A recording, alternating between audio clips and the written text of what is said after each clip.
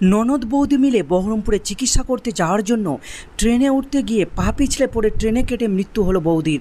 শনিবার সকাল 6টায় এই ঘটনাটি ঘটেছে লালগোলার কৃষ্ণপুর রেল স্টেশনে। মৃতের নাম আদরি বিবি, বাড়ি লালগোলা থানার গাবতলা এলাকায়।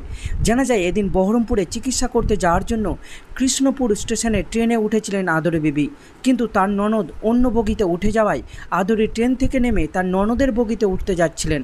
ঠিক তখনই পা পিছলে পড়ে যান তিনি।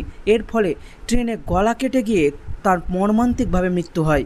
এই ঘটনায় স্টেশন চত্বরে ব্যাপক চাঞ্চল্যের সৃষ্টি হয়। এরপর রেল পুলিশ এসে মৃতদেহ উদ্ধার করে ময়না তদন্তের জন্য নিয়ে যায়। বহরমপুর ডাক্তারখানা ছিল, আমি টিকিট কাটতে গেছিলাম, দিদি ব্রিজের উপর দাঁড়িয়েছিল। তারপর দেখছি ট্রেন ঢুকে গেল, তো আমি ওই টিকিট কাউন্টারে এখন তো দড়িয়ে ট্রেনে চাপছি, দিদি ব্রিজের উপর দিয়ে এসে ট্রেনে চাপছিল। তারপর আমি এক বগিতে হয়ে গেছিলাম, দিদি এক বগিতে হয়ে গেছিল।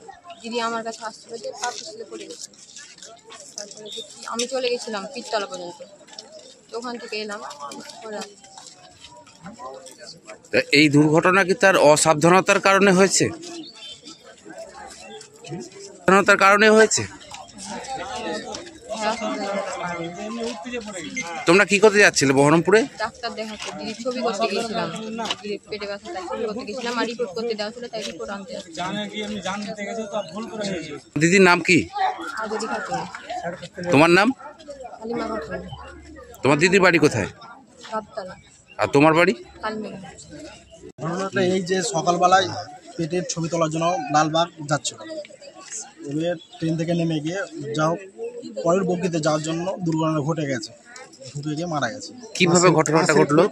ঘটনাটা হচ্ছে যে প্রথমে ট্রেনটা চালু অবস্থাতে নেমেছিল, নেমে যাওয়ার পরে কারণবশত পা ফসকে ভিতরে ঢুকে যায়। আপনার নাম? আমার নাম মোহাম্মদ মেজবাউল হোসেন। বাড়ি কোথায়? বাড়ি কালমেঘা।